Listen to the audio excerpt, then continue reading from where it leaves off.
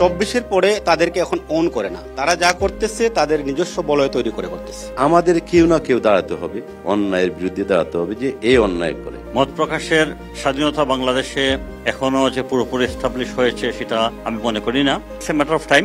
সকলে বলে সরকার দেয় না, সরকার আসে না, সরকার করে না, আমরা কি যাব? সরকারের বাইরে কি আর মেকানিজম নাই?